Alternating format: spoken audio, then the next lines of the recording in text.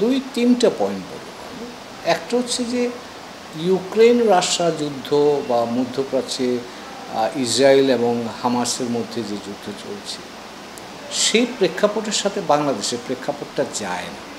বাংলাদেশ একটা শান্তিপূর্ণ দেশ, আমাদের এই অঞ্চলটাও শান্তিপূর্ণ অঞ্চল হিসেবে আছে।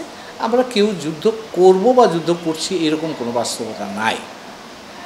তিনি হয়তো ভারতের অভ্যন্তরীণভাবে ভারতের সশস্ত্র বাহিনীকে প্রস্তুত করার জন্য বক্তব্যটা দিয়ে থাকতে পারে, কিন্তু এই বক্তব্যটার সাথে বাংলাদেশকে জড়ানো আমি এটাকে মনে করছি যেটা সাযুজ্যপূর্ণ লাগছে না আমার কাছে। এটা হলো 1 নম্বর পয়েন্ট।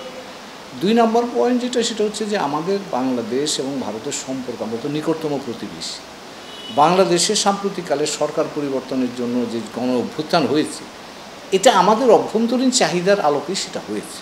এখানে ভারতের বিরুদ্ধে আমরা কিছু করি না। এবং এখনকার মাননীয় প্রধান উপদেষ্টা মহোদয় প্রধানমন্ত্রী মোদির সাথে টেলিফোনে কথা বলেছেন এবং তিনি নিশ্চয়ই এই সরকারের প্রায়োরিটি আমরা কী করতে চাই সেটা তার কাছে ব্যাখ্যা করেছেন।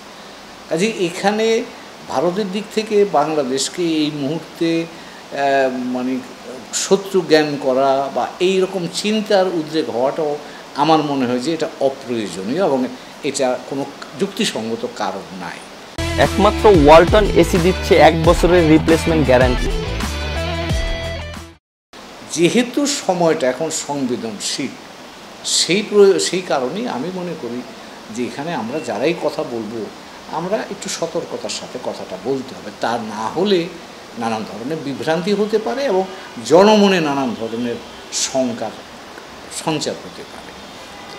সেটা 2 নম্বর। আর 3 নম্বর যেটা হলো যে আমরা মনে করি ভারতে বাংলাদেশের সরকার পরিবর্তন হয়েছে সাম্প্রতিককাল।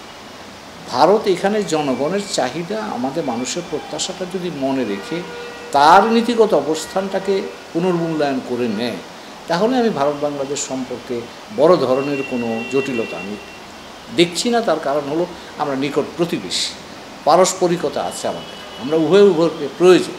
কাজে সেই ক্ষেত্রে আমরা চাই বা না চাই সবার সাথে সবার সম্পর্ক বজায় রাখতে হবে।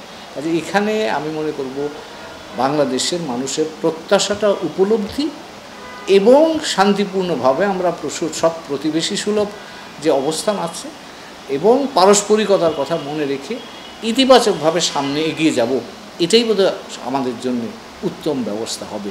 সেক্ষেত্রে যুদ্ধ প্রস্তুতি, বাংলাদেশকে অন্যান্য যুদ্ধাবস্থার সাথে একসাথে একই ব্র্যাকেটে ফেলাটা, এটা খুব একটা আমি মনে করি না খুব একটা বাস্তবসম্মত।